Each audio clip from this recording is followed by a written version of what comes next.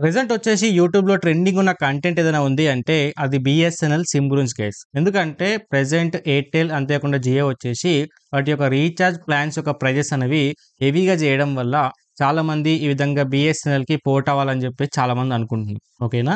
So, యాక్చువల్‌గా port అవ్వాలన్న thought అనేది most of the పీపుల్‌కి అనేది రాలేదు. బట్ ఏందంటే చాలామంది క్రియేటర్స్ యూట్యూబ్‌లో కావచ్చు, ఇన్‌స్టాగ్రామ్‌లో కావచ్చు వీడియోస్ పెట్టడం వల్ల ఏందంటే చాలామందికి పోర్ట్ అవ్వాలి బీఎస్ఎన్ఎల్‌కి అని చెప్పేసి ఆ థాట్ అయితే రావడం అయితే జరిగింది. ఎందుకంటే ఇది ఫస్ట్ టైమ్ కాదు మనకి ప్లాన్స్ అనేవి పెరగడం. I think this is the third time. ఓకేనా? బట్ మీరు అంత ఎఫెక్టివ్ అనిపించకపోవచ్చు. బట్ ఇప్పుడేందంటే ఆల్మోస్ట్ 20-30 రూపీస్ అనేది హెవీగా పెరగడం వల్ల మీకు ఇలాంటి థాట్స్ అయితే రావడానికి రీజన్. ఓకేనా? సో, ఇక్కడ చాలామంది సిమ్‌కి పోర్ట్ అవ్వడానికి రీజన్ ఏంటి అంటే బీఎస్ఎన్ఎల్‌లో ప్రైజెస్ అనేవి చాలా తక్కువుంటున్నాయి అని చెప్పేసి. ఓకేనా? బట్ ఇక్కడ ఏందంటే ప్రైజెస్ ఒక్కటే కంపేర్ చేసుకుంటే కరెక్ట్ కాదు. ఓకేనా? ఎందుకంటే మీరు తక్కువ బడ్జెట్‌లో అయినా సరే పెట్టి సిమ్ తీసుకున్న తర్వాత నెట్వర్క్ అవైలబుల్ లేనప్పుడు ఆ సిమ్ తీసుకున్నా కూడా నో యూజ్. ఓకేనా?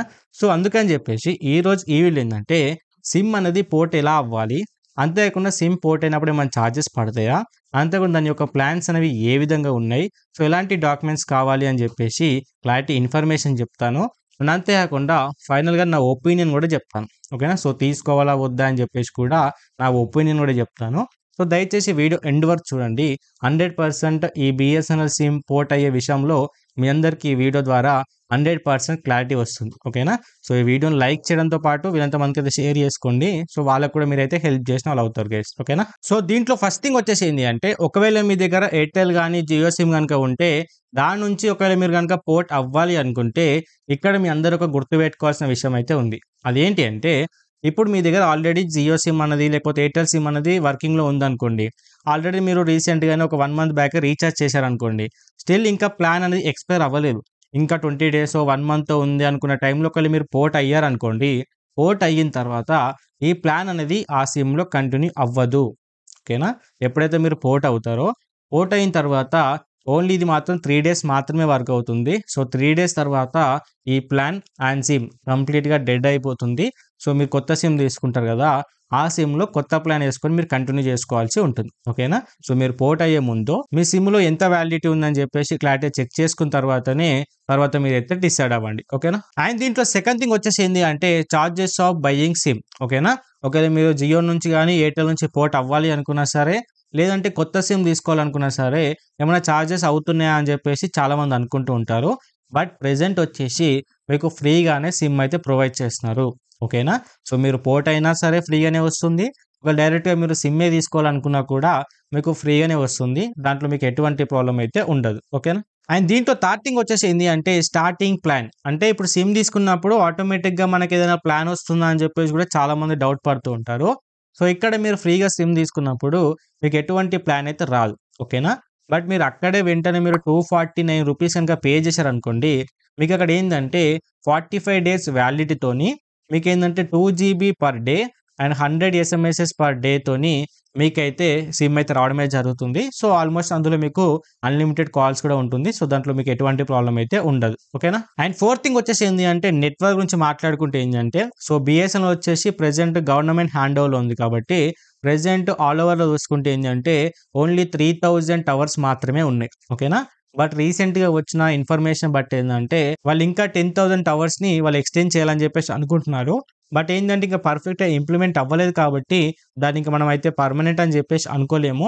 సో, వచ్చిన తర్వాత ఆ ఇన్ఫర్మేషన్ కూడా మన ఛానెల్‌లో అయితే ఎక్స్‌ప్లెయిన్ చేస్తాను. ఓకేనా? అండ్ దీంట్లో ఫిఫ్త్ థింగ్ వచ్చేసి ఏంది అంటే 4జీ నెట్వర్క్ అండ్ 5జీ నెట్వర్క్ అనేది అవైలబుల్ ఉందా? లేదా? అని చెప్పేసి కూడా చాలామంది అయితే అడుగుతూ ఉంటారు. సో, ఇక్కడ ఏందంటే కొన్ని ఏరియాస్‌లో మాత్రమే 5జీ నెట్వర్క్ అనేది అవైలబుల్ అయితే ఉంది. బట్ అయినా కూడా కొంచెం నెట్వర్క్ అనేది స్లోగానే వస్తుంది. When compared to Jio and Airtel. ఓకేనా? అండ్ ఎప్పుడైతే 4జీ విషయానికొస్తే ఏందంటే కొన్ని మెట్రో సిటీ ఏరియాస్‌లో మాత్రమే 4జీ అనేది ఫాస్ట్‌గా వస్తుంది. సో, మిగతా ఏరియాస్‌లో కూడా 4జీ అనేది సపోర్ట్ చేస్తుంది. బట్ ఏందంటే నెట్వర్క్ అంత స్పీడ్ అయితే లేదు. When compared to Jio and Airtel. ఓకేనా? సో, దీన్ని బట్టి మీరైతే అర్థం చేసుకోండి. సో, నెట్వర్క్ అనే సిట్యుయేషన్ గురించి కూడా మీ అందరికైతే కొంచెం క్లారిటీ వచ్చిందనుకుంటున్నా. సో, వీలైతే నేను సైడ్‌లో మీకు సిటీస్ కూడా నేను డిస్‌ప్లే చేయడానికైతే ట్రై చేస్తాను. సో, ఒకవేళ కనిపిస్తే డెఫినిట్‌గా ఒకసారి చూడండి. మీ సిటీలో అవైలబుల్ అయితే ఉందా? లేదా? అని చెప్పేసి. ఓకేనా? అండ్ దీంట్లో సిక్స్త్ థింగ్ వచ్చేసి ఏంది అంటే ఇప్పుడు గైస్ ఒకవేళ మీరు గనక ఇప్పుడు జియో నుంచి గాని, ఎయిర్‌టెల్ నుంచి గాని బీఎస్ఎన్ఎల్‌కి పోర్ట్ అవ్వాలి అనుకుంటే మీరేందంటే ప్రెజెంట్ ఇప్పుడు జియోలో గాని, ఎయిర్టెల్ మీరు యూజ్ చేసే సిమ్‌లో వ్యాలిడిటీ అనేది ఉంటుంది గదా! సో, ఈ వ్యాలిడిటీ అనేది ఎండ్ అవ్వక ముందే ఒక 4 డేస్ ముందే మీరు బీఎస్ఎన్ఎల్‌కి పోర్ట్ పెట్టుకొని మీరైతే సిమ్ తీసుకోవాల్సి ఉంటుంది. ఎందుకంటే పోర్ట్ పెట్టే టైంలో ఏందంటే మనకు ఏదైతే ప్రెజెంట్ యూజ్ చేసిన సిమ్‌లో బ్యాలెన్స్ అనేది ఖచ్చితంగా ఉండాలి.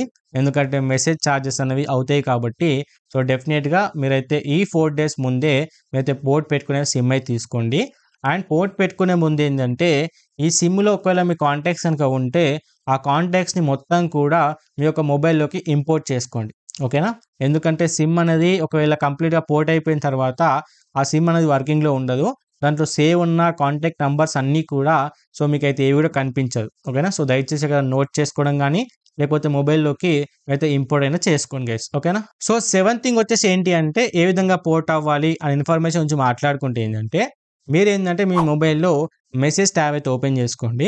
ఓపెన్ చేసుకున్న తర్వాత పైన నంబర్ వచ్చేసి ఏంది అంటే 1900 కైతే మీరైతే ఎంటర్ చేసుకోండి. ఓకేనా?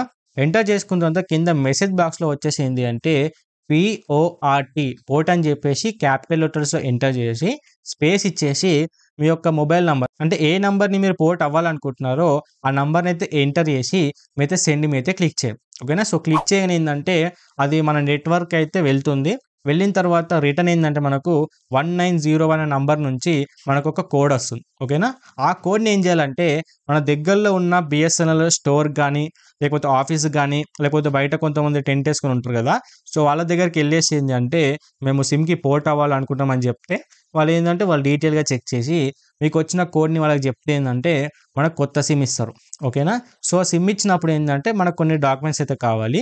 అదొచ్చేసి ఏంటి అంటే ఒరిజినల్ సిమ్ మనం ఏదైతే తీసుకెళ్తున్నామో అంటే దేన్నైతే పోర్ట్ అవుతున్నామో ఆ పర్సన్ ఖచ్చితంగా ఉండాలి. ఇదైతే గుర్తుపెట్టుకోండి. అండ్ సెకండ్ థింగ్ వచ్చేసి ఏంది అంటే ఆ పర్సన్ యొక్క ఆధార్ కార్డ్ కూడా మ్యాండేటరీ అయితే ఉండాలి. ఓకేనా? సో, ఫోటోస్ కానీ ఇవేమీ అవసరం ఉండదు. జస్ట్ ఆధార్ కార్డ్ ఉండి ఆ పర్సన్ వెళ్తే ఏందంటే అక్కడ మళ్ళీ వాళ్ళైతే ఫోటో తీసుకుంటారు మనల్ని. ఓకేనా? ఫోటో తీసుకున్న తర్వాత అప్‌లోడ్ చేసిన తర్వాత మనకి సిమ్ ఇస్తారు. ఆ సిమ్ యాక్టివేట్ అవ్వడానికి 3 డేస్ అయితే టైం పడుతుంది. ఓకేనా? అందుకే చెప్పాను. ఈ 3 డేస్ వరకు మీకు టైం పడుతుంది కాబట్టి 3 డేస్‌లో యూజ్ చేయాలంటే మీ దగ్గర ఏ సిమ్ ఉండదు కాబట్టి మీరేందంటే వ్యాలిడిటీ అనేది అయిపోయే 3 డేస్ ముందే పోర్ట్ పెట్టుకుంటే ఆ 3 డేస్ వరకు ఈ సిమ్‌ని కంటిన్యూ అవ్వచ్చు. తర్వాత అది యాక్టివేట్ అవుతుంది కాబట్టి మీరు దాన్నైతే కంటిన్యూ అవ్వచ్చు. ఓకేనా? అండ్ ఎయిత్ థింగ్ వచ్చేసి ఏంది అంటే సిమ్ యొక్క ప్లాన్స్ అంటే బీఎస్ఎన్ఎల్ సిమ్ యొక్క ప్లాన్స్ అనేవి రీచార్జ్ ప్లాన్స్ అనేవి ఏ విధంగా ఉన్నాయని ఇన్ఫర్మేషన్ వచ్చి మాట్లాడితే ఏందంటే రీసెంట్‌గా మా ఫ్రెండ్ తీసుకున్నాడు. సో, దాన్ని ఒక మొబైల్ నంబర్ అనేది ఎంటర్ చేసి నేను ఫోన్‌పేలో ప్లాన్స్ అనేవి క్లారిటీ అయితే చెక్ చేశాను. వాటి యొక్క స్క్రీన్ షాట్స్ అనేవి నేను క్లారిటీ అయితే డిస్‌ప్లే చేశాను. ఒకసారి క్లారిటీ చెక్ చేయండి. దీంట్లో అన్‌లిమిటెడ్ ప్లాన్స్ ఉన్నాయి. అండ్ అంతేకాకుండా అన్‌లిమిటెడ్ కాల్స్ సంబంధించిన ప్లాన్స్ అన్నీ కూడా డిస్‌ప్లే చేస్తాను. ఒకసారి మీరు క్లారిటీగా వీడియోని అయితే పాజ్ చేసి ఒకసారి అయితే క్లారిటీ అయితే చెక్ చేయండి గైస్. ఓకేనా? అండ్ నైన్త్ థింగ్ వచ్చేసి ఏంటి అంటే డాటా నెట్వర్క్ అనేది ఎలా ఉంది? అంటే మొబైల్ నెట్వర్క్ యూజ్ చేసుకుంటే మనకేమైనా ప్రాబ్లమ్ వస్తుందా? ఇంటర్నెట్ యూజ్ చేస్తే అని చెప్పేసి కూడా చాలామంది అనుకుంటుంటారు. మా ఫ్రెండ్ వచ్చేసి ఆల్మోస్ట్ 1 వీక్ అయింది సిమ్ తీసుకొని. సో, దాంట్లో డాటా అనేది నార్మల్‌గా వస్తుంది. మరీ హెవీగా ఏం రావట్లేదు. బట్ రీసెంట్ డేస్‌లో ఏందంటే ఎయిర్‌టెల్ అండ్ జియో కూడా అంత ఇంటర్నెట్ వర్కింగ్ అనేది ప్రెజెంట్ అయితే లేదు. సో, వాటితో పోల్చుకుంటే ప్రెజెంట్ ఉన్న సిట్యుయేషన్ ప్రకారం ఒక 30% తక్కువుందనే చెప్పాలి. మీరు వాట్సాప్ గానీ, ఇన్‌స్టాగ్రామ్ గానీ, యూట్యూబ్ అనేది కూడా యూజ్ చేసుకోవచ్చు. బట్ మీకు లోడ్ అవ్వడానికి కొంచెం టైం పడుతుంది. ఓకేనా? బట్ దానికన్నా ఏందంటే మీరు కాల్స్‌కి గానీ మంచిగా యూజ్ చేసుకోవచ్చు. లేకపోతే డైలీ మెసేజెస్ కూడా మీరైతే మంచిగా యూజ్ చేసుకోవచ్చు. దాంట్లో మీకు ఎటువంటి ప్రాబ్లమ్ అయితే ఉండదు గైస్. ఓకేనా? అండ్ 10థ్ థింగ్ వచ్చేసి ఏంది అంటే సిమ్ తీసుకోవాలా వద్దా అనే ఇన్ఫర్మేషన్ గురించి మాట్లాడితే ఏందంటే ఒకవేళ మీ ఇంట్లో గనక కీప్యాడ్‌కి సంబంధించిన మొబైల్స్ ఉంటాయి గదా! అంటే స్మార్ట్ ఫోన్ కాకుండా కీప్యాడ్ సంబంధించింది మన పేరెంట్స్ యూజ్ చేస్తూ ఉంటారు గదా! సో, అలాంటి వాళ్ళకేందంటే నెట్‌వర్క్ సంబంధించింది అంటే ఇంటర్నెట్ అవసరం అయితే ఉండదు. అలాంటప్పుడు మీకు ఇలాంటి తక్కువ బడ్జెట్‌లో ఉన్న ప్లాన్‌కి సంబంధించిన సిమ్ తీసుకొని వాళ్ళకి ఇస్తే ఏందంటే ఎటువంటి ప్రాబ్లమ్ అయితే ఉండదు. సో, వాళ్ళు ఓన్లీ కాల్స్ యూజ్ చేస్తారు కాబట్టి మీకు ప్రైస్ తక్కువైతుంది. సో, వాళ్ళకి కూడా ఎటువంటి ప్రాబ్లమ్ అయితే ఉండదు. అండ్ ఇంకో థింగ్ ఏందంటే ఒకవేళ మీ ఇంట్లో గనుక వైఫై ఉందనుకోండి. అంటే ఇంట్లో ఉన్న వైఫై, ఆఫీస్‌కెళ్ళిన వైఫై, ఎక్కడికెళ్ళినా వైఫై ఉందని చెప్పేసి మీరు అనుకుంటే ఏందంటే హెవీగా వైఫై యూజ్ చేసినప్పుడు మీరు కూడా ఇలాంటి సిమ్ తీసుకుంటే ఎటువంటి ప్రాబ్లమ్ అయితే ఉండదు. ఎందుకంటే దీంట్లో మీకు తక్కువ ప్రైస్ ఉంటుంది కాబట్టి కాల్స్ అండ్ మెసేజ్ యూజ్ చేసుకోవచ్చు. అండ్ అంతేకాకుండా ఇంట్లో ఉన్నప్పుడు వైఫై యూజ్ చేసుకోవచ్చు. బయటికి వెళ్ళినప్పుడు కొంచెం అటో ఇటో నెట్వర్క్ వస్తుంది కాబట్టి ఆ నెట్వర్క్‌తోని మీరు అడ్జస్ట్ అయితే అవ్వచ్చు. ఓకేనా? అండ్ ఫైనల్‌గా నా సజెషన్ గురించి మాట్లాడుకుంటే ఏందంటే, సో, సిమ్ తీసుకోవాలా వద్దా అని ఇన్ఫర్మేషన్ గురించి మాట్లాడితే ఏంది అంటే, ఇక్కడ ప్రెజెంట్ మీరు ఏదో ఒక సిమ్ యూజ్ చేస్తున్నారు కదా! జియో గాని, ఎయిర్టెల్ గాని. ఓకేనా? సో, దాన్ని ప్రైమరీగా అదే ఉంచుకోండి. ఓకేనా? దాన్ని ఇప్పుడే చేంజ్ చేయకండి. మీరు సెకండరీ సిమ్‌గా బీఎస్ఎన్ఎల్ సిమ్ అయితే తీసుకొని మీరైతే మొబైల్ అయితే యూజ్ చేయండి. ఓకేనా? దాని సపోర్ట్ అనేది ఏ విధంగా ఉంది? దాని ఫీడ్‌బ్యాక్ అనేది ఏ విధంగా ఉంది? ఇంటర్నెట్ సపోర్ట్ ఏ విధంగా ఉంది? కాల్స్ గాని, లేకపోతే డేటా ప్లాన్స్ గాని, అంతేకాకుండా మీకు మెసేజెస్ గాని, సో, ప్రతీదీ చెక్ చేసుకోండి. ఏ విధంగా ఉంది? ఏంటి మీ ఏరియాలో అని జెప్పేసి. ఓకేనా? అది మీకు ప్రాపర్‌గా వర్క్ అవుతుంది. పర్లేదు దీనికి షిఫ్ట్ అయితే ఎటువంటి ప్రాబ్లమ్ ఉండదు అనుకున్నప్పుడు, మీ మెయిన్ సిమ్ ఏదైతే ఉందో, ఆ నంబర్ నుంచి మీరైతే బీఎస్ఎన్ఎల్‌కైతే పోర్ట్ అవ్వండి. ఓకేనా?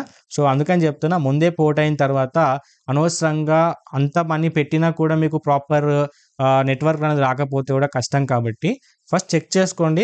వెదర్ అది మీకు సూట్ అవుతుంది అనిపిస్తేనే కంటిన్యూ అవ్వండి.